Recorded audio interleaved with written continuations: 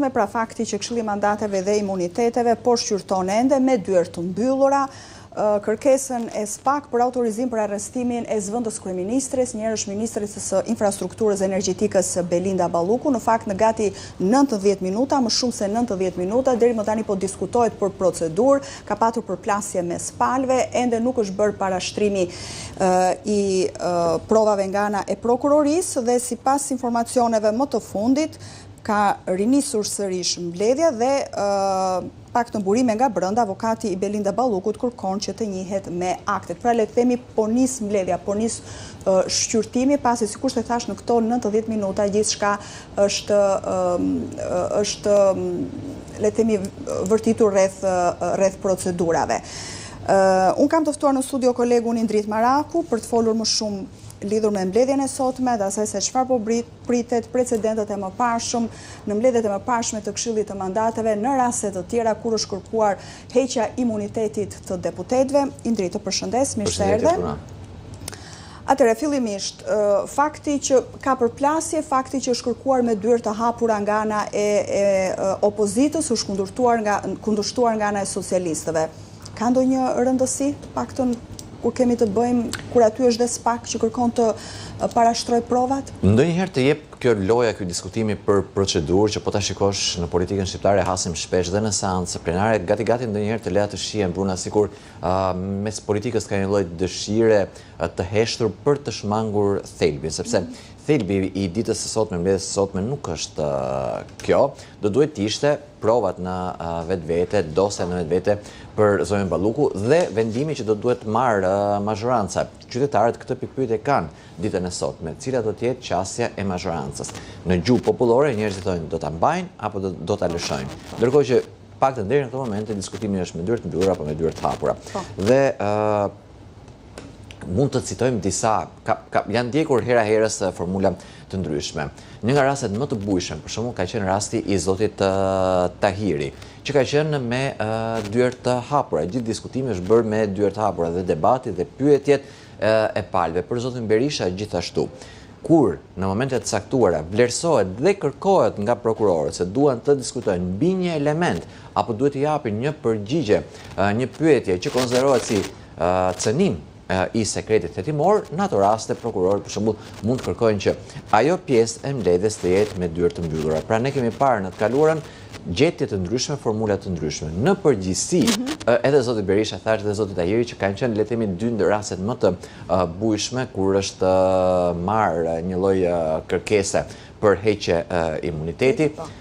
Janë ndjekur këto formula që deri diku është munduar të jetë transparente mbledhja. Sot mazhoranca ka një qasje tjetër, kemi parë të nisë që me atë momentin kur zoti Peleshi, sekretari i Kuvendit, tha kjo dosje është sekret hetimor e tërë dhe unë e mbaj të mbyllur në kasafor dhe do t'ua tregoj deputetëve vetëm në momentin kur t'jenë prokurorët prezent. Indrit, në relacionin e SPAK flitet për një manipulim të 12 tendereve me vlerë 1.2 miliard euro dhe presion ndaj dëshmitarve.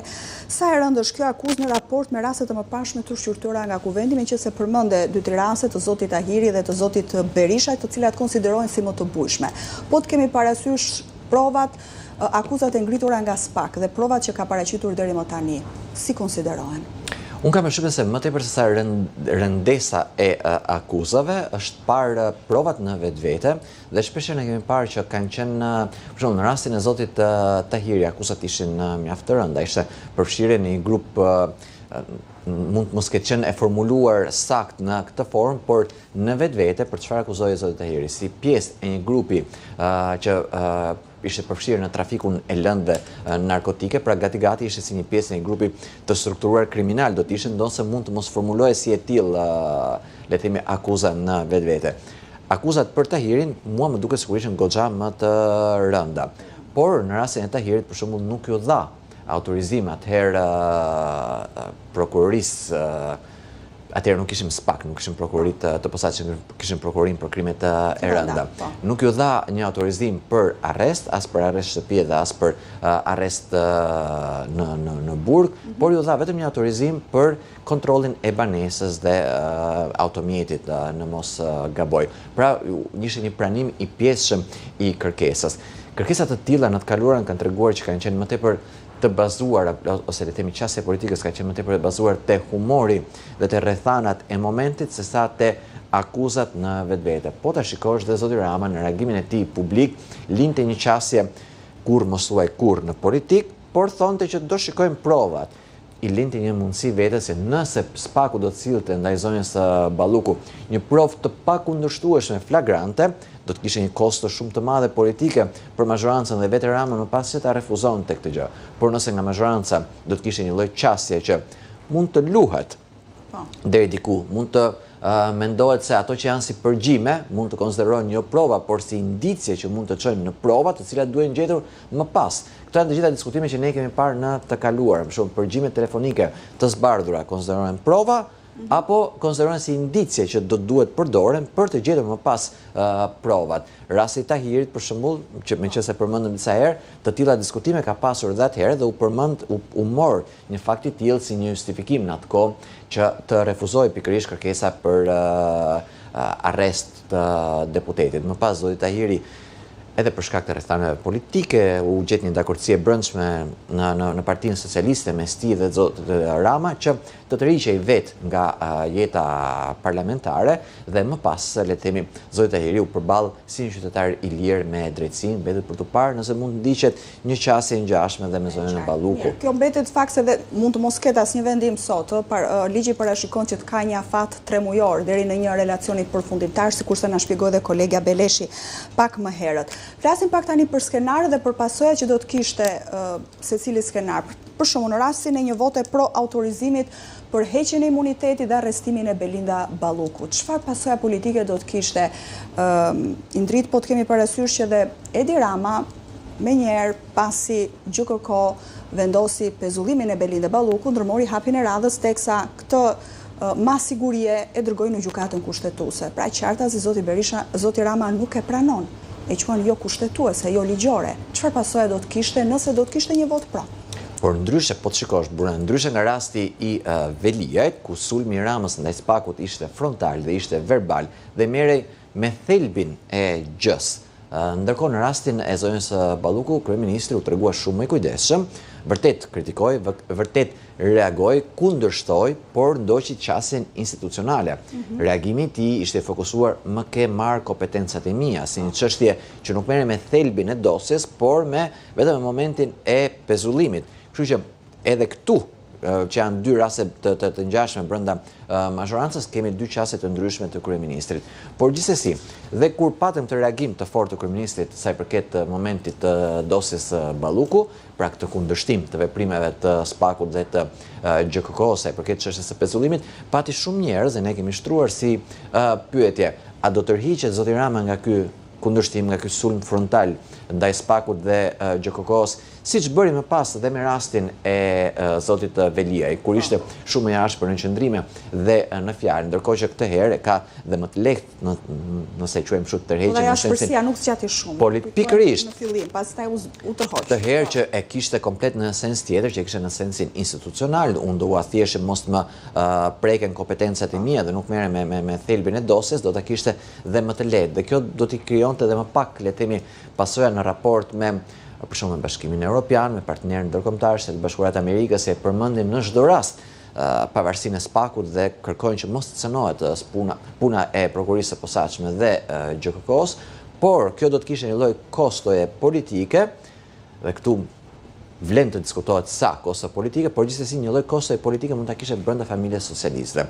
Rama e ka thënë disa herë që i kanë shkuar në vesh fjalët që përshpërisin antarët e Partisë Socialiste se i gjati të lëshon. Dhe gjithmonë krahasimi është citimi që ka përmendur vetë ai dhe që ne e dim se thuhet. Dhe gjithmonë ky krahasimi është me Berishën, nëse Rama nuk e përmend dhe gjithmonë qytetarët dhe vetë antarët e Partisë Socialiste e bëjnë të krahasim me Berishën. Berisha u qëndron gjithmonë në krah njerëzve që e kanë mbështetur atë, duke marrë përsipër dhe kosto të mëdha politike, ndërkohë që Rama është krijuar ideja dhe vetë Rama e ka pranuar se ka dëgjuar këtë gjë që t'i vinë në vesh, se ai të lëshon. Pse? Thuhet gjithmonë që kryeministri është pragmatist, preferon mbijetesën e tij politike që mos të cënohet qëndrimi i tij në pushtet dhe çdo kusht tjetër ndonse i rëndësishëm për të konsiderohet ndonjëherë si dëm kolateral. Ka një lloj pikpyetje nëse dhe Belinda Balluku mund të konsiderohet e tillë apo jo. A mund të ndikojë përplasja PSD në vendimarrjen për autorizimin e arrestimit të Ballukut, apo kemi të bëjmë me një vendim, do kemi të bëjmë me një vendim thjesht strikt institucional? Po të kemi parasysh që antarët e Këshillit janë deputet, nuk janë gjyqtar.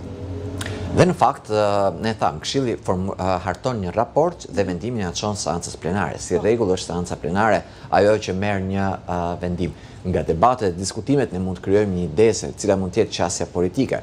Qasjen politike të opozitës e dim të gjithë. Pikpyetja është tek qasja e mazhorancës, e cila ka dhe numrat që të hedh poshtë çdo raport. Po Këshilli në vetvete, në mos sot dhe mund kemi dhe një mbledhje tjetër, mbledhjet e Këshillit mund të jenë dhe me 2 seanca, nëse ti e përmend, avokatët e zonës Balluku kanë kërkuar që të njihen me akte dhe ngjan fikse ato kërkesat procedurale për të marrë kohë, për të shtyr vendimarrje, nëse e përdorim këtë fjalë. Humorit politike është pak e vështirë që, e thash, në rastin e mazhorancës zotit Rama, do t'ishte me kosto të madhe politike nëse do të krijojë perceptimi që për hir të një marrëveshje politike me opozitën, të lëshonte një nga njerëzit më të rëndësishëm për të, që do t'ishte zonja Balluku. Dhe edhe nëse do të merrej i mirëqen një skenar i tillë, pikpyetja do t'ishte çdo pakt, çdo marrëveshje politike do të kishte një arsye, një logjik, dhe cila do të ishte logjika për Edi Ramën, çfarë do të përfitonte zoti Rama nga një marrëveshje e tillë me opozitën, sepse po flasim për një mazhorancë që ka shifra në vetvete që janë shumë domethënëse, shumë përcaktuese, dhe nëse do të kishte një lloj pazari të tillë, gati nuk do duhet të ishte me opozitën, por më kujtohet tani ajo shprehja që zoti Rama ka thënë me dyert mbyllura në mbledhjen e grupit parlamentar të PS-s, që opozita për ne është spaku, nuk është partia demokratike, kështu që nëse do të kishte një pazar, një marrëveshje, gati do duhet të ishte, nëse do ndjekim gjithmonë këtë logjikën politike, do duhet të ishte me spaku, jo me Partinë Demokratike. Nuk më duket Partia Demokratike dhe forcat e tjera të opozitës në këto momente në pozita ta tilla sa të përbëjnë kërcënim për zotin Rama. Flasim edhe për një zhvillim tjetër të ditës së sotme, pas kaosit dje në parlament, Partia Socialiste me një deklaratë për shtyp, zëdhënësja e grupit parlamentar kërkoi përjashtimin masa disiplinore nga 60 ditë deri në 10 ditë për 29 deputetë opozitës. Komisioni Etikës do duhet të mblidhej sot në orën 9 për të marrë një vendim, por që u shtyt ditën e martë. Kështu që a ka lidhje politike mes shtyrjes së Komisionit të Etikës dhe mbledhjes së sotme të Këshillit të Mandateve? Opozita pretendon që po përdoret politikisht. Sepse gjatë ditës së djeshme, sidomos u krijua kjo përshtypje që si mund të shmangej hapja e dosjes. Çfarë mazhoranca nuk do në këtë moment është ajo dosja e zonjës Ballukut të bëhet publike.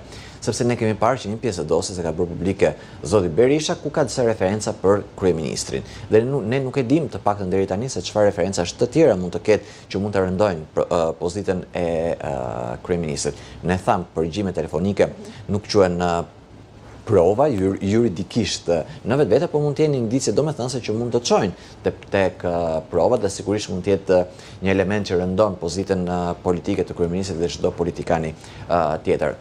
Ndoshta jo përballë drejtësisë, por përballë elektoratit, opinionit dhe qytetarëve, po. Për të kthyer tek pyetja jote, u krijua ideja se si mund të shmangej prezenca e opozitës sot në mbledhjen e Këshillit të Mandateve. Meqense kishin një numër masiv që u kërkua nga mazhoranca që të ndëshkoheshin për sa ndodhi në seancë plenare, u mendua se kjo mund të ishte një lloj zgjidhje taktike që këta njerëz të mos ishin në mbledhjen e Këshillit të Mandateve. Më pas ju rikujtua mazhorancës, ne, gazetarët, kolegët tanë, nxorëm vetë deklaratat e zotit Tauland Balla, kryetari i grupit parlamentar të Partisë Socialiste, që ka thënë jo shumë larg në shtator në fakt që kemi vendimarrje gjykatës kushtetuese që ka sqaruar këtë çështje. Deputeti i përjashtuar nuk merr pjesë në seancë plenare dhe në mbledhjet e komisioneve, por nuk i ndalohet pjesëmarrja në aktivitete të tjera parlamentare. Pra, konferenca e kryetarëve dhe këshilla të tjerë nuk janë pjesë e kësaj rregulloreje të komisionit. Po. Do me thënë, një deputet i përjashtuar nuk merr pjesë, edhe nëse sot do të kishim një përjashtim nga Komisioni i Etikës. Nuk do të kishim një shtyrje, nëse do të kishim një vendimarrje dhe të gjithë këta që u kërkuan do të përjashtoheshin. Kjo nuk do t'i pengonte me vendim të gjykatës kushtetuese dhe me pohim të zotit Tauland Balla në shtator, jo shumë larg. nuk do t'i pengonte të merrnin pjesë sot në mbledhjen e Këshillit të Mandateve, sepse gjykata kushtetuese ka theksuar përjashtimi blen për mbledhje komisioni dhe mbledhje seancë plenare, por jo në organet e tjera të kuvendit, siç janë konferenca kryetarëve, Këshilli i Mandateve, për cilin po flasim sot dhe të ngjashme si këto. Kështu që ajo që u mendua se mund të ishte një zgjidhje taktike, u kujtuan socialistët që nuk blente në këtë rast. E qartë, Indrit, falenderoj shumë për bisedën dhe analizën që zhvilluam së bashku. Sali Berisha në këto momente nga selia e Partisë Demokratike po zhvillon konferencën